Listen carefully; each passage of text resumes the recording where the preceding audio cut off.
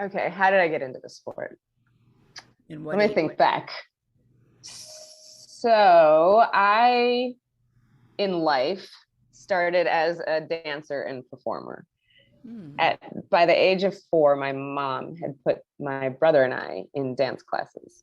And we were living in Illinois, rural Illinois at the time. And she did so because every time she would have parties or gatherings, or my parents would, my brother and I would dance because they'd have music on. And so we would be in the center of the party just dancing. And she was like, well, if they're going to do this, I might as well help them be good at it. So then I'm okay with them dancing in the middle of my party. Hilarious. So she put us in dance class, and the two of us started dancing. And we became national champions in tap duet and in jazz 4-time, I think. I was class 1 when I was there. I was 11. It was great. It was the first time I had a team. Oh, wow. Because I was only me and my mom. Yeah. So it was great to be coached by somebody else, somebody that I knew gymnastics, because we had those battles all the time. Obviously. Yeah. I so appreciate it now. Really, wow, that's some serious dedication. I know. Would I be up to she learned it, right? Okay. I'll yes. learn sport I have no idea about, so I can coach you. We went to try out, and it was like the hardest weekend of my life. I thought I was gonna die. Just the warm up on alone. And at first, and I wanted to come back. What's wrong with you? Which is what my mom was saying. What is wrong with you? Oh, good. We can be done now. You can say, oh, good. We can be done now. We go home. So the level of training was much more intense than what you were doing with Todd. It was. Yeah. Had I mastered self-doubt? Yeah. Was that the move to Caroli's primarily? That was, so what I realized, that's like in the outer what happened. But in the inner, I started believing in myself. I believed I was worthy. I was worthy of being there. I was worthy of being one of the best in the world. I was worthy of making the Olympic team, regardless of what my outer world might be saying or showing me. And there's like that I knew beyond doubt. It was a feeling. And I feel like that feeling was rooted in a lot in my faith. How was your Olympic experience? Joyful, stressful? It was stressful. Mm-hmm. Well, it was mixed. It was mixed because we had the ability to turn any situation into a good time.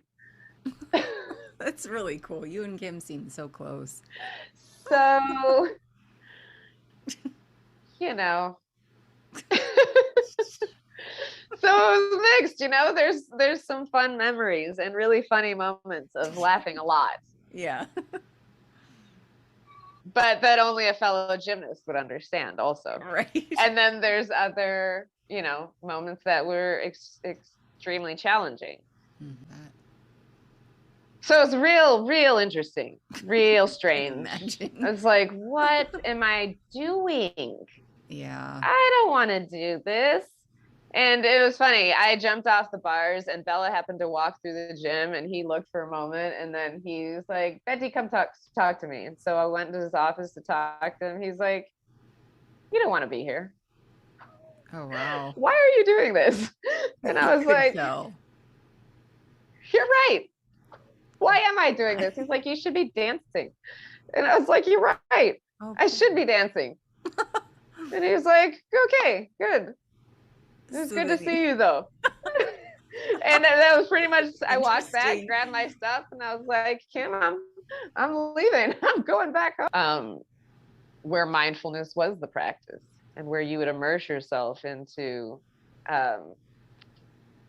self-discovery and peeling back the onion of your life and experience till you get to like the very root of this situation, and realizing that each different pathway of pain has its own like roots. where it kind of started and where we started identifying with that thing and it becoming us, and then, you know, peeling that away and realizing that I can actually. So what benefit do you think this could bring to athletes, both in their performance and as human beings? Well, in their performance, it gives them a tool to perform and act and move from that space of presence, which in sports it's been called the zone. And any athlete you've ever heard talk about the zone, it's that 0 point that I just talked about, that point of space that they don't know how it happens. It happens because it's this level of preparedness combined with totally being present in the moment, combined with your body doing what it's done 1,000 times, almost like on autopilot. This is what it comes down to. Are you going to use it? Yeah, exactly. And how do you use it? And I feel like that's what's necessary and essential. This is the tool, and this is how you can use it and how you can fit it into your training, your day, your life. It was very like competitive and sort of, you know, cutthroat. Yeah, right, exactly. Competitive, cutthroat, and everybody's just like, and there's something about that it's like the dopamine rush, right? Yeah. And people, you know, the same way that you clamor to Starbucks for the same thing, people clamor to that sort of energy to get that hit. But we saw the cost of that, and you can constantly see like the cost of that.